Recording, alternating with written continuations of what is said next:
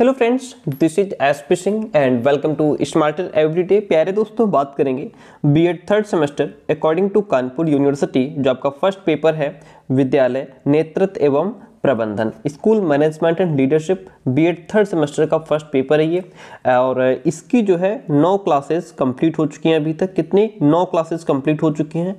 Serial से पूरी playlist बनी हुई है। इनको अगर आपने नहीं देखा है तो जरूर देखिएगा, तभी आपको आगे के टॉपिक्स पूरे प्रॉपर समझ में आएंगे। आज आपकी क्लास नंबर 10th है और यूनिट हम लोग आज शुरू कर रहे हैं 3। ओके, और अब हम लोग थोड़ा फास्ट पढ़ करके और जल्दी सिलेबस को कंप्लीट करके फिर क्वेश्चन आंसर की तरफ बढ़ेंगे, फिर क्वेश्चन आंसर प्रैक्टिस करेंगे। ओके, तो आइए आते हैं अपने टॉपिक पे और शुरू करते हैं यूनिट नंबर 3। और इससे पहले की क्लासेस अगर आप देखेंगे तो आपको बेहतर समझ में आएगा। देखिए, यूनिट 3 है हमारा विद्यालय प्रबंधन के तत्व, एलिमेंट्स ऑफ स्कूल मैनेजमेंट, जिसमें सबसे पहले हम स्कूल का अर्थ समझते हैं। स्कूल होता क्या है? स्कूल शब्द की उत्पत्ति एक ग्रीक शब्द स्कूले से हुई है। एक ग्रीक भाषा का शब्द है जिसका नाम है स्कूले।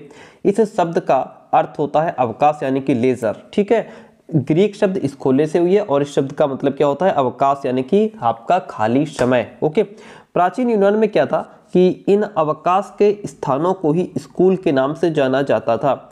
इन अवकाश के स्थानों को, अवकाश के स्थान का मतलब क्या हो गया? अवकाश के स्थान का मतलब हो गया कि जहां पर व्यक्ति अपना खाली समय व्यतीत करता था। पुराने समय में क्या था कि गांव में कोई चबूतरा होता था, कोई पेड़ होता था, या कोई ऐसा खाली स्थान जहां पर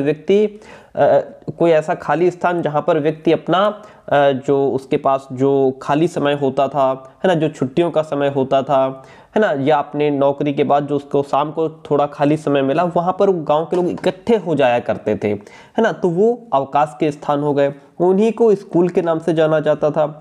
ऐसा लगता है कि उस युग में अवकाश काल को ही, अवकाश काल यानी खाली समय जो आपका था, आत्म विकास, वहां पर व्यक्ति अपना सेल्फ डेवलप करता था, खुद को डेवलप करने का प्रयास करता था, ऐसा समझा जाता है, जिसका अभ्यास अवकाश अथवा शिक्षा के माध्यम से किया जाता था, अपना आत्म विकास। धीरे धीरे ये जो अवकाशालय ऐसे स्थान बन गए जहां पर शिक्षक किसी निश्चित योजना के अनुसार एक निश्चित पाठ्यक्रम को निश्चित समय के भीतर समाप्त करने लगे। कहने का मतलब है, ये जो खाली स्थान होते थे तो उसमें मान लीजिए 10, 15, 20 लोग अगर वहां बैठे हैं और उसमें कोई अगर थोड़ा बहुत ज्ञानी है तो वो अपना ज्ञान दे रहा है ना, लोग उसकी बातों को सुन रहे हैं। फिर मान लीजिए ऐसा हुआ होगा कि उसको चुन लिया गया कि आप थोड़ी देर रोज हमको अच्छी बातें बताओ, सिखाओ। इस तरीके से धीरे धीरे क्या हुआ होगा कि आपका स्कूल का निर्माण हो गया, है ना, कि मतलब जो है वो एक निश्चित समय उन्होंने फिक्स कर लिया कि कल से हम लोग इतने बजे से, मान लीजिए शाम को 4 से 6 बजे तक हम लोग यहाँ बैठेंगे। एक निश्चित पाठ्यक्रम तैयार किया गया होगा और उसको निश्चित समय के भीतर समाप्त करने की योजना बनाई गई होगी। इस तरीके से विद्यालय का निर्माण हो गया, स्कूल का निर्माण हो गया। अवकाश यानी लेजर स्थान, जहाँ एथेंस के युवक अपने अवकाश के समय को खेलकूद, व्यायाम एवं युद्ध के प्रशिक्षण में बिताते थे, यानी कि युद्ध के लिए ट्रेनिंग करते थे, प्रशिक्षण में बिताते थे, है ना। धीरे धीरे दर्शन और उच्च कक्षाओं के स्कूलों में बदल गए और वो जो उनका खाली समय था, है ना, वो धीरे धीरे दर्शन और उच्च कक्षाओं के स्कूलों में वो जगह है, वो स्थान बदल गए। एकेडमी के सुंदर उद्योगों में व्यतीत किए जाने वाले अवकाश के माध्यम से स्कूलों का विकास हुआ। ठीक है, जैसा कि यहाँ पे J.M. रॉस ने लिखा है, परिभाषाएं आप जरूर याद करेंगे। स्कूल वे संस्थाएं हैं जिनको सभ्य मानव ने इस दृष्टि से स्थापित किया है कि समाज में सुव्यवस्थित तथा योग्य सदस्यता के लिए बालकों की तैयारी में सहायता मिल सके। जॉन डीवी कहते हैं कि स्कूल एक ऐसा विशिष्ट वातावरण है जहां बालक के वांछित दृष्टि से उसी विशिष्ट क्रियाओं और व्यवसायों की शिक्षा दी जाती है। स्कूल एक ऐसा एटमॉस्फेयर है जहां पर बालक जिस तरीके, जो बालक की वांछित दृष्टि का मतलब यहाँ पे है कि बालक की योग्यता, क्षमता, रुचि, इन सब चीज़ों को ध्यान में रखते हुए उसकी विशिष्ट क्रियाओं और व्यवसायों की शिक्षा उसको दी जाती है, ऐसा जॉन डीवी कहते हैं। पहले दोस्तों आपको बताते चले कि हम पेड कंटेंट भी प्रोवाइड कराते हैं। पेड कंटेंट का मतलब होता है कि आपको कुछ फीस पे करनी होती है एंड जो भी हमारा कंटेंट ये आप सामने देख पा रहे हैं या आपने जो अभी तक पढ़ा वो आपको पीडीएफ फॉर्म में प्रोवाइड करा दिया जाता है, जिसमें आपको topic wise content plus question answer plus previous year question paper सारा कुछ मटेरियल आपको मिल जाता है, जिसमें आप कम समय में बेहतर तैयारी कर सकते हैं, कम समय में कम पढ़ करके अच्छा आप कर सकते हैं। उसके लिए आप हमें 9628182649 इस नंबर पे व्हाट्सअप मैसेज करके नोट्स की इंफॉर्मेशन आप ले सकते हैं। अब हम बात करते हैं कि स्कूल की आवश्यकता कैसे हुई, नीड ऑफ स्कूल।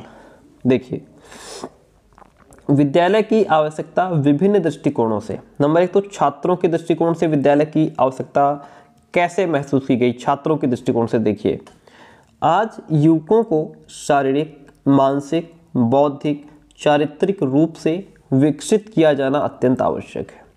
आज के समय में युवक को शारीरिक तौर पर उसका मेंटल डेवलपमेंट होना चाहिए, बौद्धिक विकास होना चाहिए, उसका चारित्रिक विकास, हर तरीके से उसका डेवलप किया जाना आवश्यक है, क्योंकि ये कंपटीशन का युग है। छात्रों के संज्ञानात्मक, है ना, कॉग्निटिव डेवलपमेंट, इमोशनल डेवलपमेंट और क्रियात्मक पक्षों की दृष्टि से समुचित विकास किए जाने की आवश्यकता है। व्यक्ति का कैसा विकास होना चाहिए, व्यक्ति का समुचित विकास होना चाहिए। सीधी भाषा में बात करें तो व्यक्ति का यहाँ पे सर्वांगीण विकास किया जाना अति आवश्यक है। विद्यालय विभिन्न प्रकार की गतिविधियों, शैक्षिक और सहशैक्षिक, ठीक है, के माध्यम से छात्रों का विकास करता है। जो विद्यालय है वो विभिन्न प्रकार से बालक का विकास करता है, शिक्षा के माध्यम से करता है ना, खेल कूद के माध्यम से करता है। विद्यालय में विभिन्न प्रकार के विषयों का अध्ययन शिक्षार्थी के बौद्धिक और मानसिक विकास को आधार मानकर किया जाता है। बहुत सारे ऐसे सब्जेक्ट्स हैं जिनका अध्ययन स्टूडेंट का बौद्धिक जो है विकास कितना है, उसका मेंटल डेवलपमेंट कितना हुआ है, उसी के बेस पे उसको ज्ञान प्रदान किया जाता है, उसको शिक्षा दी जाती है।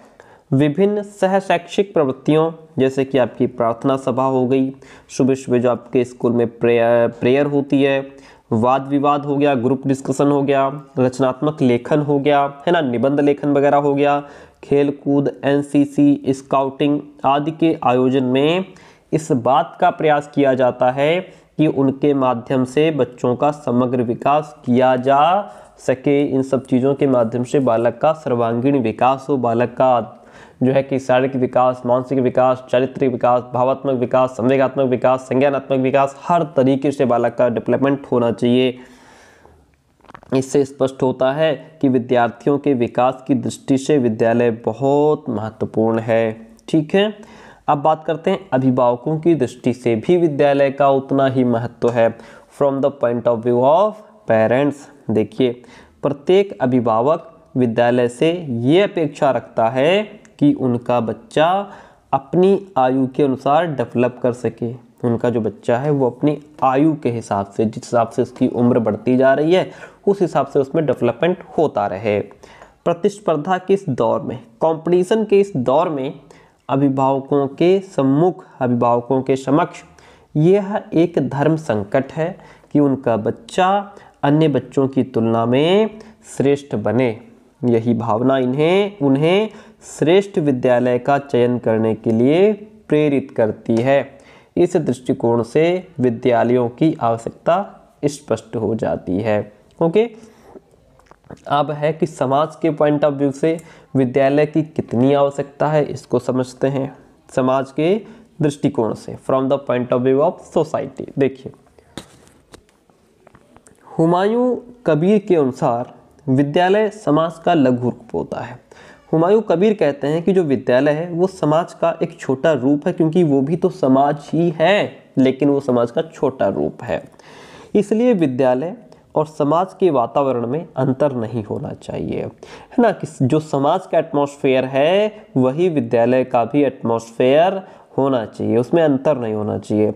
विद्यालय में वे गतिविधियां आयोजित हों जिनसे समाज की आवश्यकता के अनुरूप बच्चों का विकास हो सके।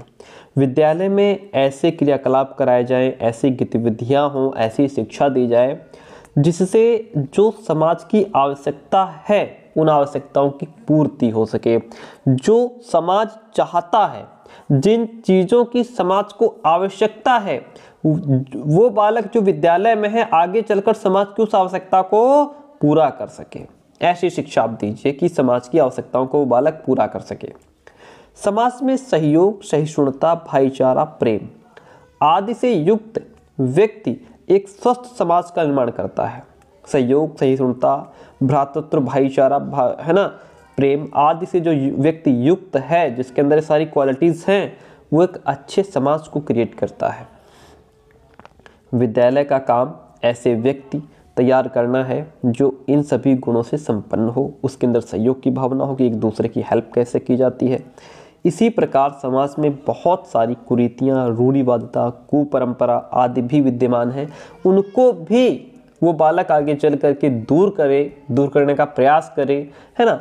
इस तरीके की शिक्षा विद्यालय में दी जानी चाहिए। विद्यालय का कार्य है कि वो ऐसे भावी नागरिक तैयार करे जिनकी सोच सकारात्मक और वैज्ञानिक दृष्टिकोण युक्त हो। अंधविश्वास में बालक ना फंसे, उसकी सोच पॉजिटिव होनी चाहिए और हर चीज को वैज्ञानिक दृष्टिकोण से देखे, तभी सभ्य समाज का निर्माण हो पाएगा। अतः सामाजिक रूप से भी विद्यालय की बहुत आवश्यकता है। अब हम बात कर लेते हैं राष्ट्रीय दृष्टिकोण से विद्यालय की क्या आवश्यकता है। From the point of view of national, देखिए हमारे समक्ष राष्ट्रीय प्रतिस्पर्धा के अनेक उदाहरण हैं। भाई राष्ट्रीय प्रतिस्पर्धा भी तो है, नेशनल लेवल पे भी बहुत सारा कंपटीशन देखने को मिल रहा है ना। यथा सोवियत रूस ने पहला चंद्रयान 1957 में पृथ्वी के कक्षा में भेजा तो अमेरिका में तहलका मच गया। वहां के तत्कालीन राष्ट्रपति ने देश को संबोधित करते हुए शिक्षाविदों को आगाह किया कि विद्यालयों को सुधारो ताकि हम विश्व के इस कंपटीशन में आगे निकल सकें।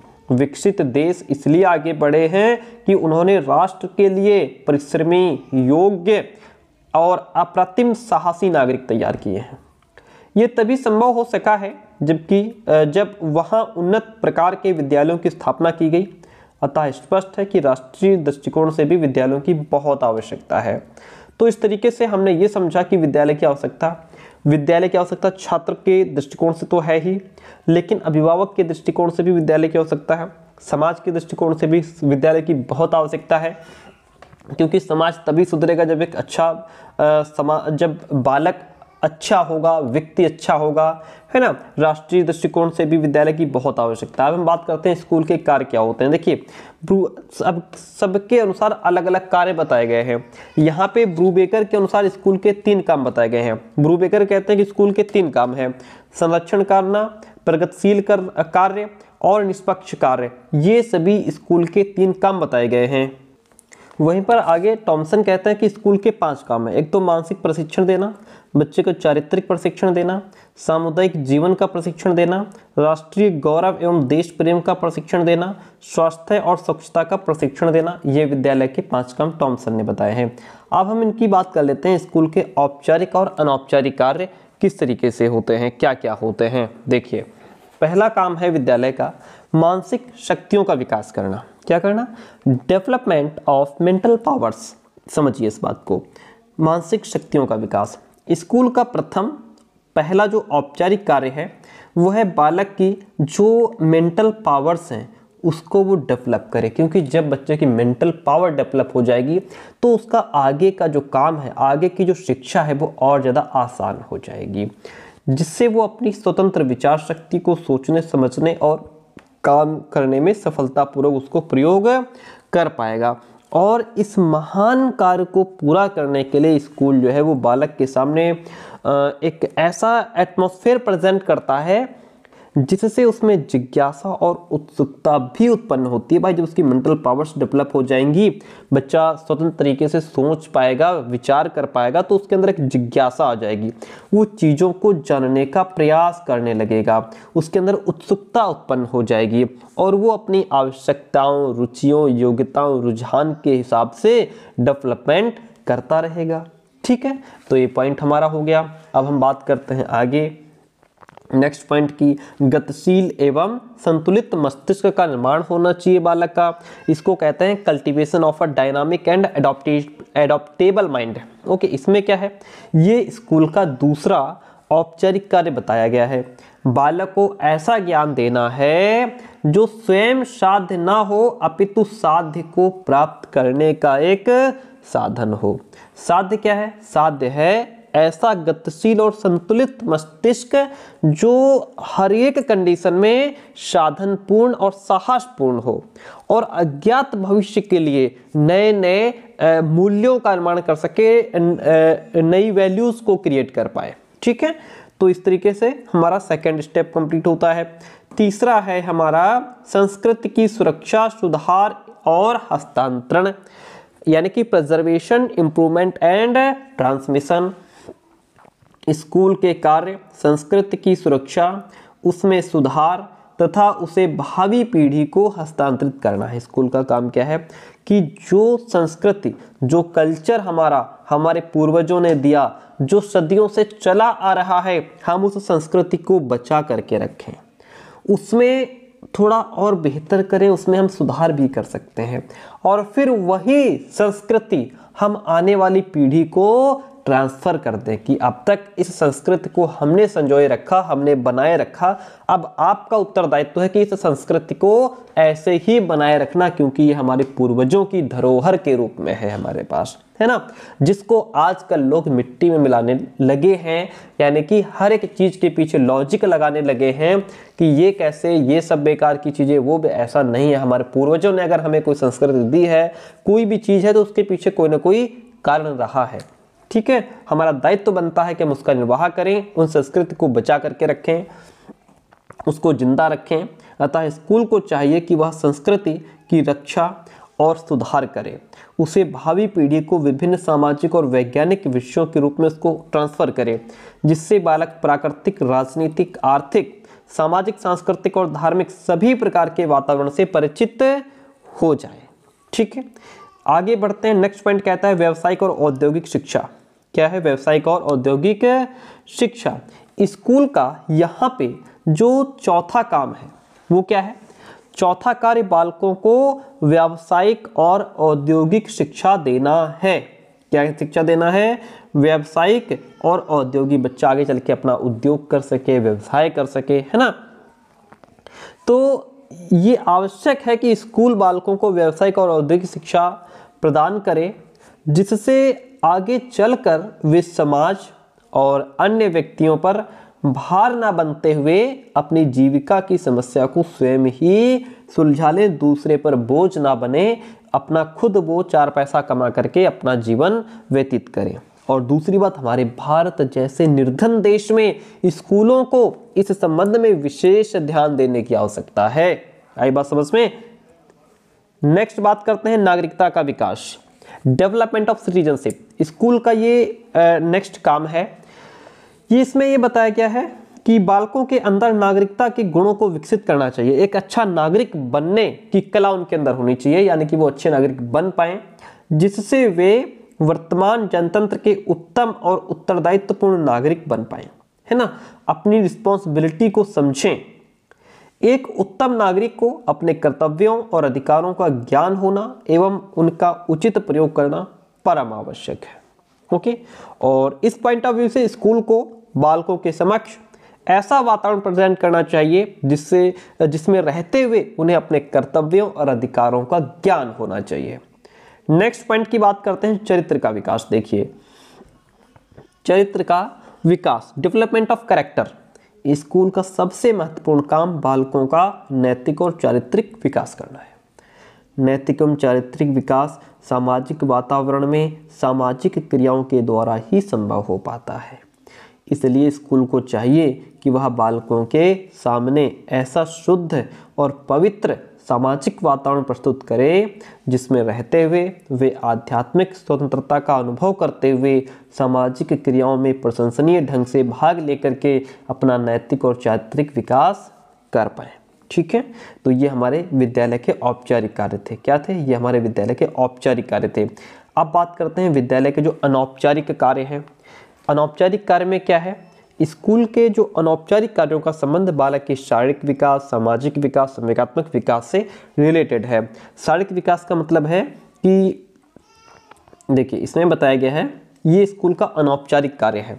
स्कूल का अनौपचारिक कार्य बालक को स्वस्थ और शक्तिशाली बनाना है। क्या है? बालक को स्वस्थ बनाए और शक्तिशाली बनाना है।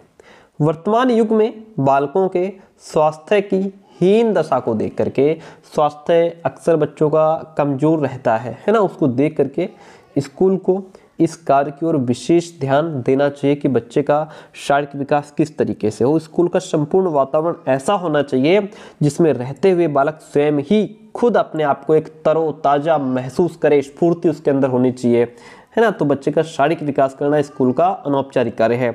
सामाजिक भावना का विकास करना, डेवलपमेंट ऑफ सोशल फीलिंग, ये स्कूल का द्वितीय औपचारिक कार्य है। बालक में स्कूल समाज का लघु रूप होता है, बिल्कुल डेफिनेटली, कोई शक नहीं है। अतः स्कूल को चाहिए कि वह बालक के सामने छात्र संगठनों, समाज सेवा कैंप, सामाजिक उत्सव तथा अभिभावक शिक्षक संघ आदि की व्यवस्था करके बालक में सामाजिक भावना का विकास करे। नेक्स्ट वन इज संवेगात्मक विकास। स्कूल का तीसरा अनौपचारिक कार्य बालक का संवेगात्मक विकास करना है। बालक को इमोशनली उसको मजबूत बनाना है ना। तो यहाँ पे संवेगात्मक विकास करना, इसके लिए स्कूल का समस्त वातावरण कलात्मक होना चाहिए। कैसा होना चाहिए? कलात्मक होना चाहिए, ठीक है। तो ये हमारा बालक का संवेगात्मक विकास होगा। ये विद्यालय के अनौपचारिक कार्य हैं। अब हम बात करेंगे विद्यालय और समाज के बीच में संबंध क्या होता है। फिर उसके बाद हम जाएंगे विद्यालय परिसर का प्रारूप क्या होता है, विद्यालय भवन की बात करेंगे, विद्यालय भवन निर्माण के सिद्धांत रहेंगे हमारे। देखिएगा नेक्स्ट वन पॉइंट कहता है हमारा विद्यालय और समाज के बीच में संबंध। विद्यालय और समाज के बीच क्या संबंध है? शिक्षा की व्यवस्था करना वर्तमान में राज्य का उत्तरदायित्व है। बिल्कुल डेफिनेटली, शिक्षा की व्यवस्था करना प्रेजेंट में राज्य का उत्तरदायित्व है। इसलिए किसी देश के विद्यालय और समाज के बीच संबंध दो बातों पर निर्भर करता है। एक तो पहला है कि देश विशेष का शासन तंत्र, दूसरा उसके समाज का स्वरूप है। अलग अलग देशों में अलग अलग शासन प्रणालियां हैं, इसलिए उनके समाजों में भी बड़ी भिन्नता है, ठीक है। अलग अलग शासन प्रणाली तो उनकी जो सोसाइटी उसमें भी डिफरेंट देखने को मिलता है, और इस भिन्नता के कारण ही विद्यालयों और समाज के बीच भी बड़ी भिन्नता है। ओके, भारत में लोकतंत्र है और लोकतंत्र शासन स्वतंत्रता, समानता और भ्रातृत्व के सिद्धांतों पर निर्भर करता है। विद्यालय और समाज एक दूसरे पर पूरी तरीके से आश्रित हैं। विद्यालय समाज से जुड़ा है, समाज विद्यालय से जुड़ा है। ये संबंध हम निम्नलिखित रूप से समझ सकते हैं। कैसे समझ सकते हैं? नंबर एक, तो भारत में लोकतंत्र शासन प्रणाली है। यहाँ की शिक्षा व्यवस्था करना राज्य का काम है, किंतु राज्य इस कार्य में समाज का सहयोग लेता है। इस तरीके से दोनों जुड़ गए। समाज अथवा राज्य विद्यालयों की स्थापना इसलिए करता है ताकि भावी पीढ़ी भविष्य के लिए तैयार हो सके। इसके बदले में विद्यालय समाज के बच्चों का वांछित विकास करके उन्हें भविष्य के लिए तैयार भी करता है। इस प्रकार विद्यालय व्यक्ति और समाज का निर्माण करने का काम करता है। विद्यालय बच्चों की शिक्षा के साथ साथ समाज के जो निरक्षर प्रौढ़ हैं उनकी शिक्षा की व्यवस्था भी कर रहे हैं। बच्चों को तो शिक्षा दे ही रहे हैं, दूसरी बात जो समाज में निरक्षर प्रौढ़ हैं उनकी भी शिक्षा की व्यवस्था है, और सामाजिक बुराइयों को दूर करने में सहयोग करके नए समाज का निर्माण भी कर रहे हैं। समाज विद्यालय से ये अपेक्षा करता है कि वह बालक में उन गुणों का समावेश करें जिन्हें प्राप्त करके बालक समाज की जो अनेक क्रियाएं हैं उनमें पार्टिसिपेट कर सकें, एंड इससे संबंधों में और ज़्यादा मजबूती आ जाएगी। समाज स्वयं को जीवित रखने के लिए शिक्षा की उचित व्यवस्था करता है, और विद्यालय समाज की मांगों को पूरा करके स्थिरता प्रदान करता है। हम स्पष्ट रूप से देख सकते हैं, समझ सकते हैं कि विद्यालय और समाज का घनिष्ठ संबंध है, दोनों एक दूसरे पर पूरी तरीके से आश्रित हैं। विद्यालय समाज की संस्कृति का हस्तांतरण एक पीढ़ी से दूसरी पीढ़ी में करने का काम करता है। यानी कि हमारी जो भी संस्कृति सभ्यता चली आ रही है उसको बचाए रखना, उसको अपनी अगली पीढ़ी को ट्रांसफ़र करना विद्यालय का काम है। विद्यालय के माध्यम से समाज आधारभूत सामाजिक स्थायित्व प्राप्त करता है और अपनी परंपराएं, मूल्य, विश्वास, अभिवृत्तियों, अपेक्षाओं का रखरखाव और फिर उन्हें सुरक्षित भी रखता है। ओटावे का कथन है कि परिवर्तन का विचार मनुष्य के मस्तक में तब पैदा होता है जब वो अकेला होता है ना। जब वो अकेला होता है तब वो कुछ चेंजेस करने का प्रयास करता है, उसके दिमाग में विचार आते हैं। ऐसे विशिष्ट व्यक्ति नई तकनीकी और नए मूल्यों की खोज अपने समाज के लिए करता है। इस तरीके से विद्यालय और समाज एक दूसरे से पूरी तरीके से आपस में जुड़े हुए हैं। विद्यालय परिसर का प्रारूप यानी डिज़ाइन ऑफ स्कूल बिल्डिंग की बात करेंगे, विद्यालय भवन की बात करेंगे। देखिए, इसको हम नेक्स्ट क्लास में डिस्कस करेंगे। किसमें? जो हमारी क्लास नंबर 11 रहेगी उसमें हम इसको डिस्कस करेंगे। आज की क्लास कैसे रही कमेंट करके जरूर बताइए।